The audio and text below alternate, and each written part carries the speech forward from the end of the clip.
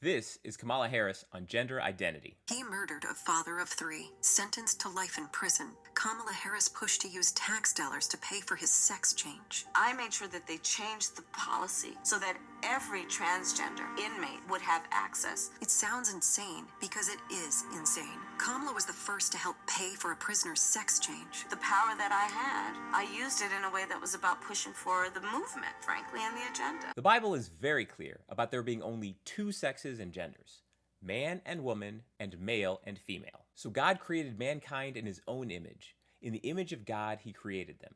Male and female, he created them. Genesis 1:27. Haven't you read, he replied, that at the beginning the Creator made them male and female? Matthew 19:4. He created them male and female and blessed them, and he named them mankind when they were created. Genesis 5:2. That's what the Bible believes. But not Harris. Not only does Harris believe that a man can become a woman, she believes it so much that she's willing to pay for illegal immigrants who commit crimes to have sex changes so that they can be put in prison with biological females in our country and have you pay for it. She said she supported taxpayer-funded gender transition surgeries for detained migrants. She also said she supported taxpayer-funded gender transition surgeries for detained migrants. She actually said she supported that. She both wrote and answered in the affirmative when she was asked this. Oh. And she said she also supported it for federal prisoners. Kamala supports taxpayer-funded sex changes for prisoners. Surgery.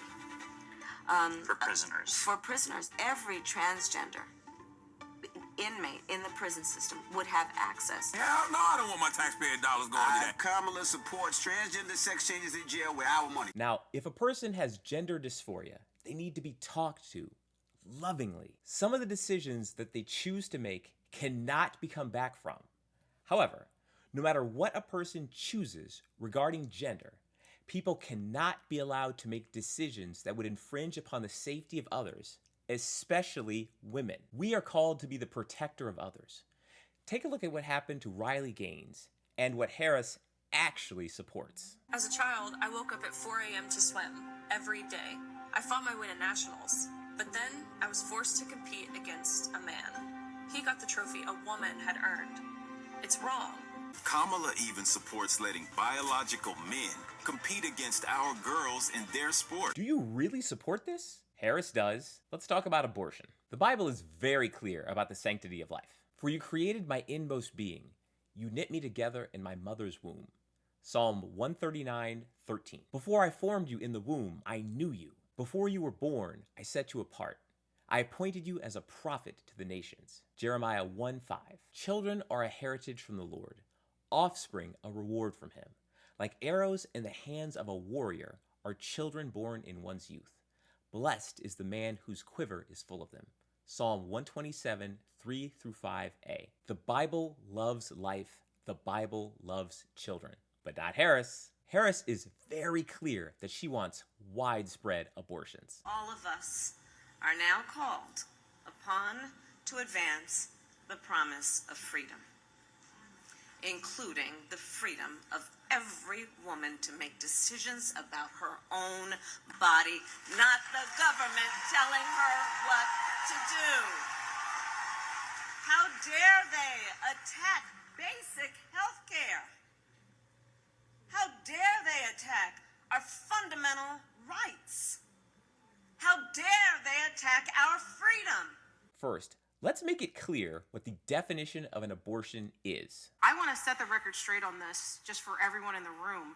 There is actually no abortion law anywhere in the U.S. that forbids life-saving procedures for the mother.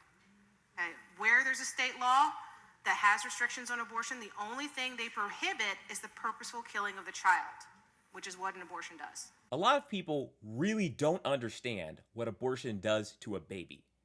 So we're going to take a look. There are about 4 methods that are commonly used to perform an abortion, and they usually depend on the age of the child being terminated. Okay? So the first and most common method is the abortion pill. Okay? This one is used on babies up to 9 weeks old, and as you can see on the screens, you can see exactly how developed a child that age really is. What the pill does is it releases a chemical that blocks the child's ability to get nutrients. So ultimately, death is achieved by starvation. The mother then takes another pill to cause contractions to expel the dead child. The second most common method is a D&C. This is done on children ages 5 to 13 weeks old. Again, you can see how developed a child that age is. In this procedure, the abortionist uses a powerful suction strong enough to literally pull the child apart physically, and death is achieved by dismemberment. Then there's the D&E. This is used for children up to 24 weeks old. And they do this if the child is too large, too big to be killed by suction. The child will go in with forceps and literally by hand rip the child apart, limb from limb, one piece at a time. So again, death is achieved by dismemberment.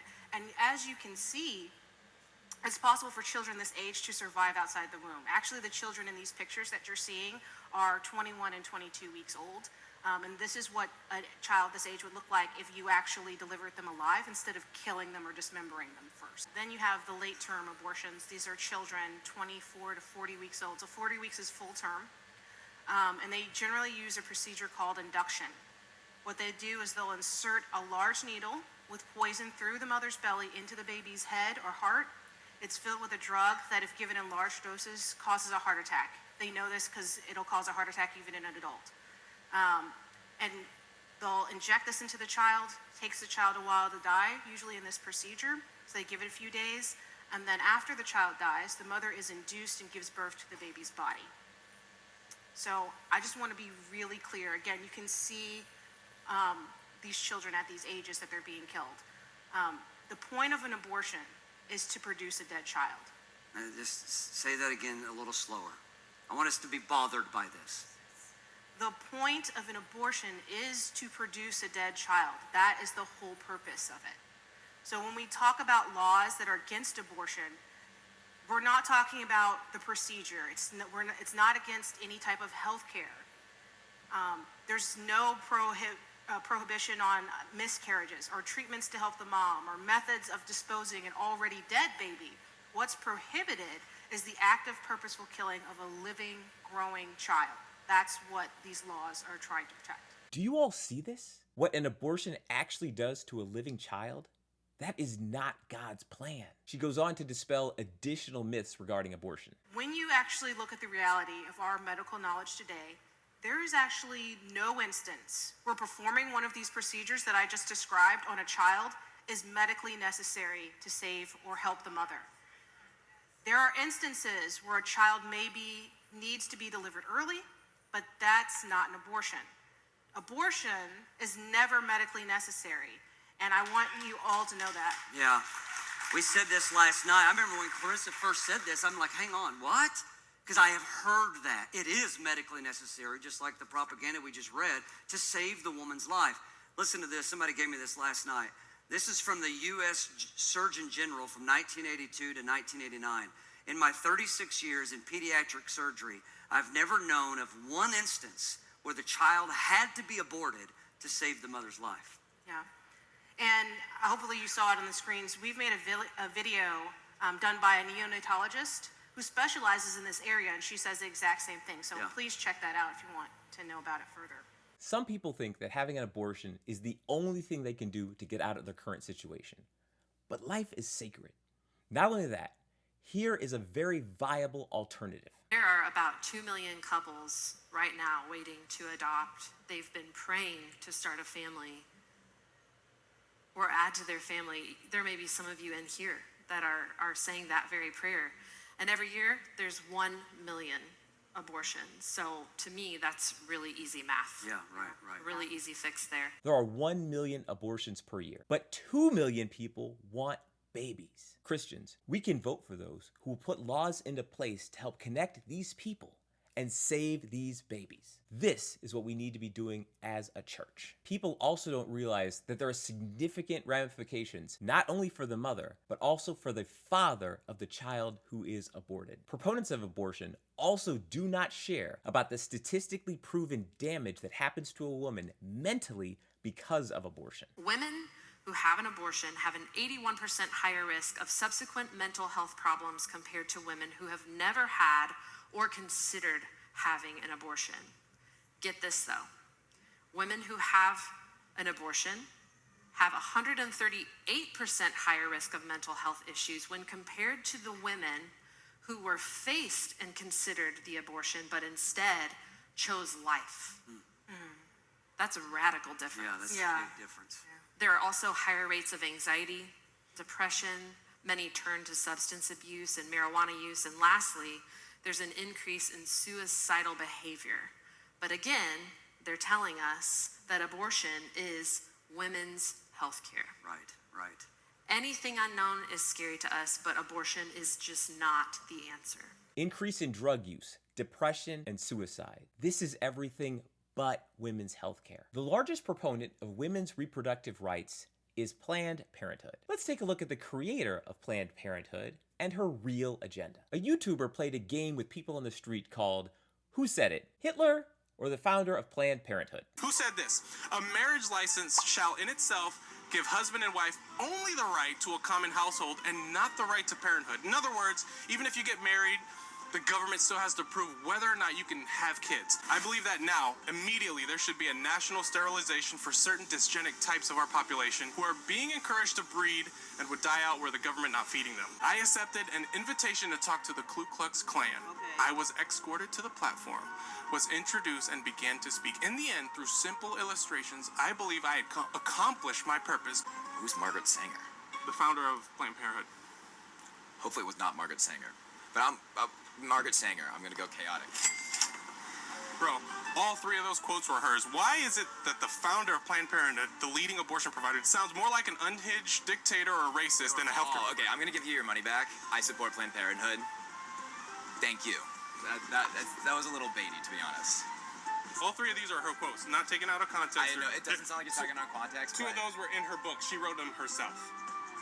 But okay, I get it. Planned Parenthood targets minorities, which is very in alignment with Sanger because she believes in eugenics. Eugenics is defined as the study of how to arrange reproduction within a human population to increase the inheritance of heritable characteristics regarded as desirable. And its doctrines were adopted by the Nazis in order to justify their treatment of the Jews, disabled people, and other minority groups. Madison Grant also wrote a book called The Passing of the Great Race. It was Hitler's favorite book to read. It was also the favorite book of another person named Margaret Sanger. Yeah. And so they were all part of the eugenics movement. And Margaret Sanger said that colored people are like human weeds and they need to be exterminated. So she started eventually this organization called Planned Parenthood. So what I'm saying is this: if you follow the breadcrumbs on these things, you realize these horrible ideologies. Because the thing is this: when the people that you cannot see, talking about the child in the womb, when the people that you cannot see can become optional, that's right. Come on. It's inevitable. The other people that we can see can also be dehumanized and marginalized, even to the place of elimination. And so this is why we need to. So for those that are listening, what Pastor Will just said is abortion was literally birthed out of the most racist, wicked individuals to wipe out a people group, which we are still seeing lasting into 2024. We know it's black babies that are aborted more than any other. I believe because it's targeted. It's more than 75% of Planned Parenthood clinics are in minority communities. It's safe to say 80%, and there's not one Planned Parenthood clinic that's in a majority high school. All of them in the minority high schools. Yeah. That says something. So there's targeting going on. Abortion has been the greatest racist weapon ever created. We are talking about millions of minority babies murdered through abortion. And we're going to get into I want you to get into the euphemisms in just a second, because it's so powerful, the twisting and distorting of this, because I feel like there are so many young people and there are so many in minority communities that feel they're being defended by what has been portrayed as women's rights. They're fighting for our freedoms. They're finally fighting for our freedoms, not knowing this evil agenda that is behind it, that is not to fight for your freedoms. It is to destroy a race. Christians, I just have one thing to say. we are not with her. We are not viewing the Bible through political lenses. That's right. We view our political beliefs and what we support through the lens of biblical truth. And I think too many people have tried to judge leaders, spiritual leaders, saying hard things in these times, leading the body of Christ, and it's like, oh, this is offensive what they're saying, and it's offensive because their political beliefs are before their biblical beliefs. That's what's leading them. And today I want to challenge everybody. We're going to talk Bible, and when we talk Bible and what is biblically sound and correct and what is pleasing to the Lord, that shifts how we vote.